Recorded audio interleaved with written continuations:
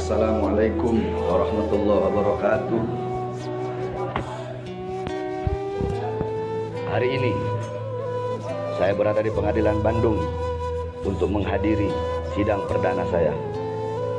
Alhamdulillah, segala puji dan syukur kepada Allah Subhanahu wa taala yang memberikan saya rezeki dalam penjara tanpa saya harus susah payah mencari. Segala puji dan syukur kepada Allah Subhanahu wa taala yang dimana penjara ini menjadi penjara yang lebih besar bagi saya. Di luar adalah penjara kecil, karena di luar saya terbebani dengan segala urusan, sedangkan dalam penjara ini saya tidak terbebani dengan urusan apapun, sehingga saya memiliki waktu yang lebih lama, lebih luas bermesraan dengan pencipta saya, yaitu Allah Azza wa Jalla. Az-zahab yakunu zahab law kana fis sijn, wal hajar yakunul hajar law kana fil kisir. Emas tetaplah emas, emas adalah emas walaupun berada dalam penjara. Batu adalah batu walaupun berada dalam istana. Orang yang bebas tetaplah orang yang bebas walaupun berada dalam penjara. Saya zahirnya di penjara tetapi hakikatnya bebas. Sedangkan kacung tetaplah kacung walaupun berada di dalam istana.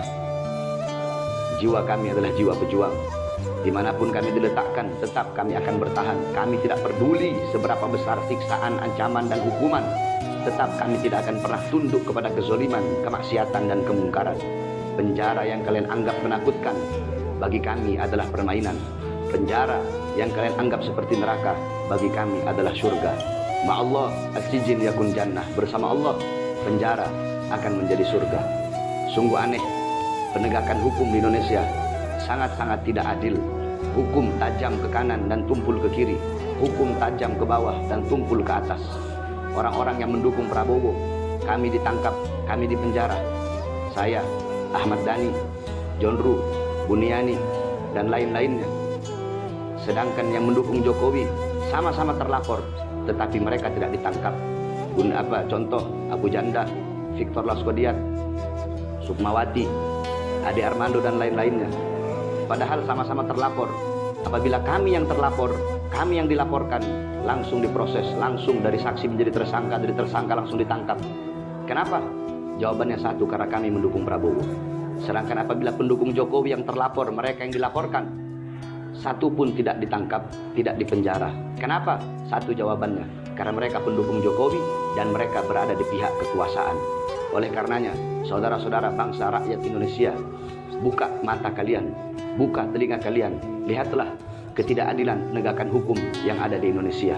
Oleh karenanya, nasib Indonesia ke depan, nasib penegakan hukum Indonesia ke depan berada pada suara-suara kalian. Maka jangan kalian letakkan Indonesia di tangan yang salah, tetapi letakkanlah Indonesia di bahu yang benar. Sebab apabila Indonesia jatuh di tangan yang salah, maka mereka akan menjadikan hukum sebagai alat kekuasaan untuk menghukum orang-orang yang berseberangan, orang-orang yang tidak sepaham, orang-orang yang tidak mendukung mereka. Dan hukum mereka jadikan alat untuk melindungi orang-orang yang bersalah yang mendukung mereka. Oleh karenanya letakkan Indonesia di bahu yang benar, karena bahu dan tangan memiliki makna dan arti yang berbeda. Dan bahu yang benar adalah bahu Prabowo dan Sandiaga Uno. Dan saya sampaikan kepada Jokowi dan antek-anteknya, tunggu saya keluar, tunggu saya bebas, akan kalian rasakan pedasnya dan tajamnya lidah saya di panggung-panggung dakwah dan panggung-panggung ceramah. Saya tidak akan pernah kapok, tidak akan pernah mundur. Saya akan terus berjuang untuk menyampaikan kebenaran, untuk melawan kebatilan. Saya tidak akan pernah tunduk kepada kezaliman rezim penguasa.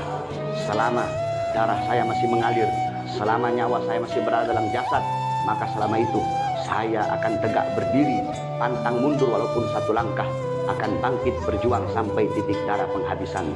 Tidak akan berhenti sampai mati, tidak akan mundur walaupun harus hancur. Allahu Akbar, Allahu Akbar.